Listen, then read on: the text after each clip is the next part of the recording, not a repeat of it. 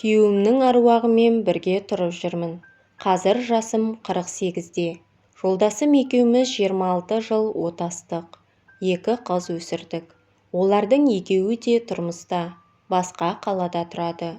Үлкен қыздың бір ұл, бір қызы, кіші қыздың бір қызы бар. Күйеуім, қу басымыз сопайып, үйде екеуміз ғана отырамыз ба? Үлкен қыздан туған немерені бауырымызға алайық дегенде, жұмысты қайтемін, зейнеткерлікке шыққан соң алармыз, деп көнбегем. Сонда күйеуім, жаман айтпай жақсы жоқ, жазым боп, мен қайтыс болып кетсем, жалғыз қаласың ғой, деген еді. Сол кезде оған мән бермей, не болса соны айтпашы, деп ренжігем. Қазір ойласам, ол сол әңгімені жайдан-жай айтпаған екен. Шамасы Құдай оған бірдеңені сездірген-ау. Өйткені сол бір әңгімеден соң көп өтпей осы жазда күйеуім аяқ асты жүрек талмасынан көз жұмды. Сөйтіп марқұм күйеуім айтқандай қу басым сопайып, үйде жападан жалғыз қалдым. Күйеуімнің 40-ын өткізгенге дейін қыздарым кезектесіп қасымда болды. Әкелерінің 40-ы өткен соң қыздар үйлеріне қайтты. Үйде жалғыз қалдым. Сол күннен бастап түсініксіз жағдайға тап болдым. Демалыс күні болатын. Түскі астан кейін төсекке қисайып жатқам.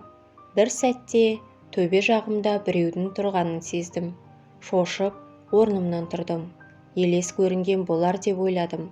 Десе де, қорқынышымды әзер бастым. Ертеңінде жұмыстан келіп, тамағымды ішкен соң, бір қағаздарымды жазып бітірейін деп, жазу үстелінің басында отырғам. Бір уақытта арқа жағымда біреудің тұрғанын сездім. Ақырын басымды бұрдым. Ешкім көрінбейді. Бірақ дәл қарсы алдымда біреудің тұрғанын анық сезіп тұрдым. «Мұрат!» деп дауыстадым.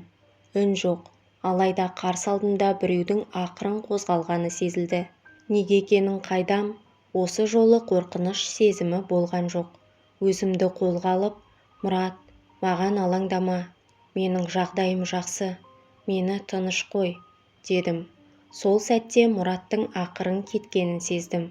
Ертеңінде арнайы тамақ жасап, 7 шелпек пісіріп, Құран оқыттым. Құрметті тыңдарман, менің видеоларымды 74% адамдар каналға тіркелмей көреді екен.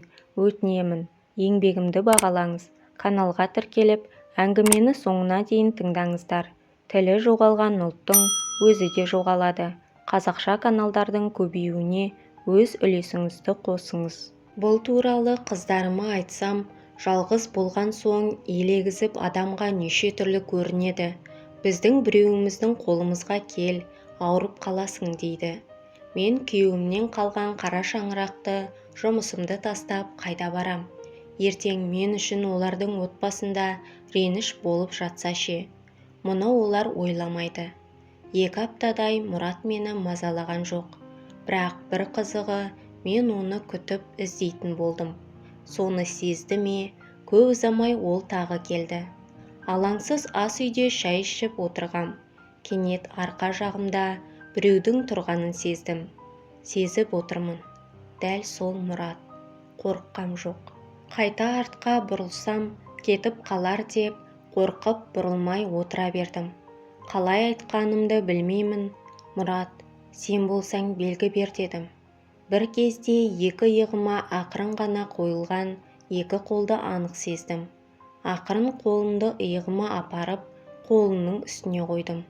Неге екенін қайдам, оның иығына қойған қолын сезгеніммен, қолыммен оның қолын сезе алмадым. Солай біраз отырған соң ол кетті. Ертеңінде Мұрат тағы келді. Шай ішіп отырғанында иығыма қолын қойды.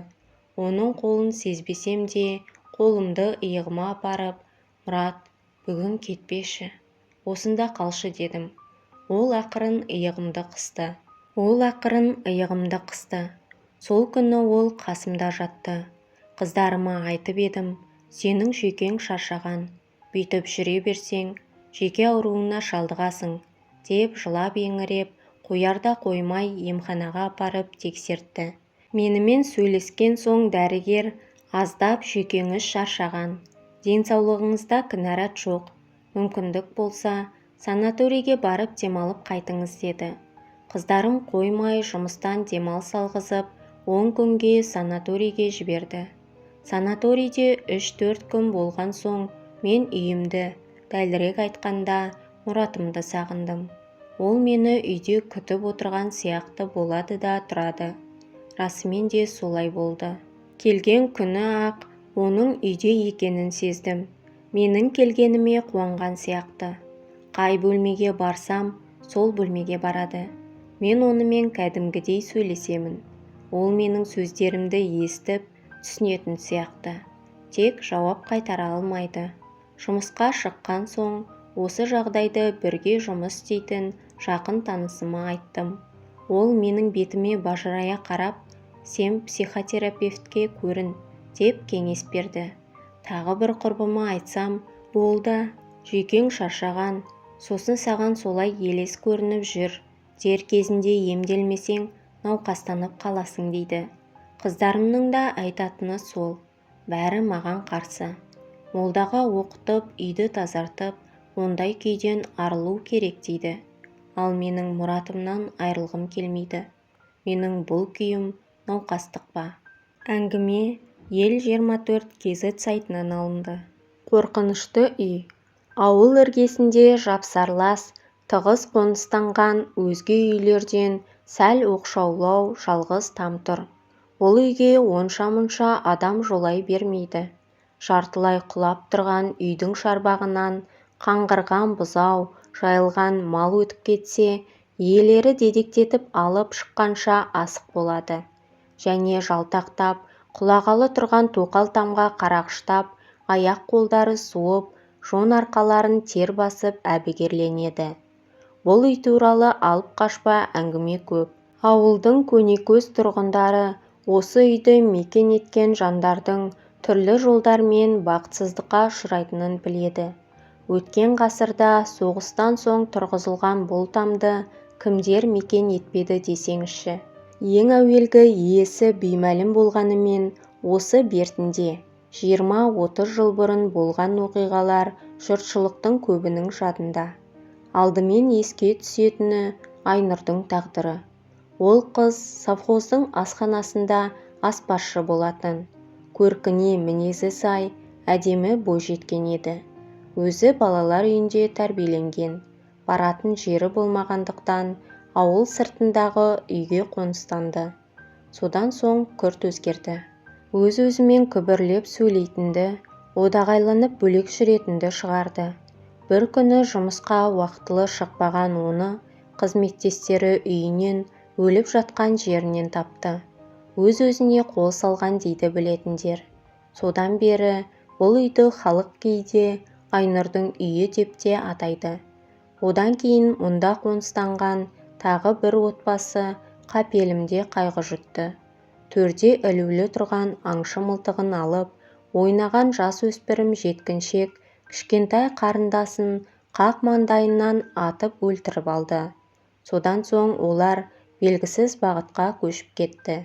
Осыдан кейін бұл үй 10 шақты жыл бос тұрды. Күндердің күнінде оны ерлі-зайыпты екі кезбе мекен ете бастады. Қашан көрсең қызу, тіпті мас болып жүретін олар ел-жұртқа жалданып, сылақ-сылап, пеш салып күн көретін. Бірақ көп ұзамай екеуі ішіп алып керісіп, күйеуі әйелін өлтіріп тынды. Еркекті ауданнан милиция алып кетті де, қайтып ол туралы естіген немесе оны көрген адам жоқ. Бұл шамамен 30 жыл бұрынғы жағдай. Содан бері бұл үйде ешкім тұрған емес. 30 қыз от жағылмаған үй ылғал тартып, көгеріп құлау керек еді. Мынау әлдебір бетпақтықпен безірейген қалпы міз қақпайды. Бірде бұл ауылға жас маман, дәрігер жігіт жолдамамен келді. Бозбалалықтан әлі толық шыға қоймаған ұяңдау сары жігітті бір жерге орналастыру керек болды. Ауыл әкімі үлкен кісі. Оны адамшылықтан жұрдай деуге бола қоймас. Өзінің бірі ойда, бірі қырда жүрген 4 баласы бар. Жасы 50-ден асқан кәдімгі қарапайым еркек. шойын қара, тығыршықтай пысық. Бәлкім аздап жемқорлыққа ебі бар. Қолында тұрған ен дүниені меншіктемей, қыр асырып талан-таражға салмай, өзін-өзі ұстап қалатын жан бұл дүниеде бар шығар. Бірақ ондай адамдардың қолына биліктің тиюі екіталай. Біз сөз етіп отырған әкім де жас мамандарға үй салдым деп есеп беріп, бөлінген қаражатқа ұлын үйлендіріп қойған. Сондықтан үй-жаймен қамтыласын деген уәдеге сеніп, келіп тұрған жас маманды біреудің үйіне қоныстандыра алмады. Оған қалайда жеке үй табу керек. Ал бұл ауылдағы бос үй сол шошайып жалғыз тұрған тоқал там, Айнұрдың үйі болатын. Сондықтан әкім дәрігер жігіт ауылға келеді деген кезде жүрексіне отырып әлгі атағы жаман үйге кіріп көрген. Ол жалғыз бөлменің бұрышында тұрған кереуетті, ортадағы үстелді көрді. Еденге киіз төселіпті. Шаң тозан жоқ. Тіпті тоқаштың қоңырсыған иісі шығатын тәрізді. Әкімнің жүрегі алқымына тығылды. Бірнеше мәрте қарманып, далаға атып шығады да, ауылдың ортасында тұрған кеңсесіне жеткенше тоқтамайды. Көргенінен түйгені ол үй иесіз емес, онда біреу тұрады. Бірақ ол адам емес. Адам болса әкім білер еді. Әкім адамдар барлығын біледі. Осылай сандырақ ойлар тасқынына ие бола алмаған ол, діріл қаққан саусақтарын икемге әрең көндіріп, үстелінің астындағы коньякты шығарып, бөтелкенің аузынан қылқылдатып жұтады. Бұл үйдің тегін емес екенін, оның тіпті қауіпті болуы мүмкін екенін ұққан соң, әкім енді өрімдей жас дәрігерді онда қоныстандыру райынан қайтуы керек емес пе еді. Бірақ кейде адамдар еш мағынасыз, ойсыз, салдары аса өкінішті боларын біле тұра қатыгездікке барады. Біздің әкім де осы жолды таңдады. Ол ауылға келген дәрігер жігітті тоқал тамға апарып, мынау жас мамандарға арналған үй, осында орналаса бер дейді де, бұрыла салып жөніне кетеді. Негізі ол үстел астындағы коньякқа асыққан. Ал жігіт болса алаңсыз үйге енеді. Тіпті жаңа қонысты ұнатады. Оны мазасыздандырған басқа нәрсе еді. Алдымен ауылдық медициналық бөлімшеге жергілікті тұрғындардың бас сұқпайтыны таңғалдырады. Олар 60 шақырым жердегі аудан орталығына, 200 шақырым қашықтықтағы облыс орталығына баруға дайын. Бірақ ауылдың өзінің медпунктінің маңынан жүрмейді. Ең болмаса бірлі-жарым адам келіп, бұның біліксіздігіне көз жеткізгеннен кейін теріс айналса түсінер еді. Күнде таңертең сағат 9-да жұмыста отырады. Бірден 2-ге дейін үзіліс. Үйіне келіп, жақын жерде өзіне көрші тұратын, жүзі сынық, ескіше киінетін бойжеткен әзірлеген аспен ауқаттанып, жұмыс орнына қайта оралады. Кешкі 6-ға дейін сонда отырады. Содан соң Айнұр, ерлі-зайыпты құрылысшы жұп, жеткіншек ұл менен 7-8 жас шамасындағы қыз бала мекендейтін үйіне қайта оралады. Бір-біріне ұқсас күндер жылжып өткен сайын ауыл адамдары елеске, сағымға айнала бастаған. Бұл өнімсіз тірліктен шаршаған ол күндердің бір күні жаңа таныстары, көршілері тәрізді үйден шығуды қойды. Жылтыр қара әкім болса, соңғы уақытта жергілікті халықтың зәресін алып, өз-өзімен сөйлесіп, көше кезуді әдетке айналдырған. Ол дәрігер жігіт үшті-күйлі жоғалғаннан кейін аздап көңілсіз жүрді. Дегенмен оның бұл көңіл күйі ауылға жолдамамен келген ветеринар баланы, мұғалім қызды ескі тамға қоныстандыруға бөгет бола алмаған. Жас маманға қалтасынан ақша шығарып үй салмаған соң, оның басқа амалы қалмады. Әңгіме авторы Мадина Омарова. Әңгіме Алаш айнасы сайтынан алынды. Құрметті тыңдарман, егер әңгіме ұнаған болса, лайк басып, каналға тіркелмеген болсаңыз, тіркелуіңізді сұраймын. және де әңгіме тыңдағанды жақсы көретін таныстарыңызбен бөлісіп қойыңыздар. мені қолдайтын әр оқырманыма мың алғыс.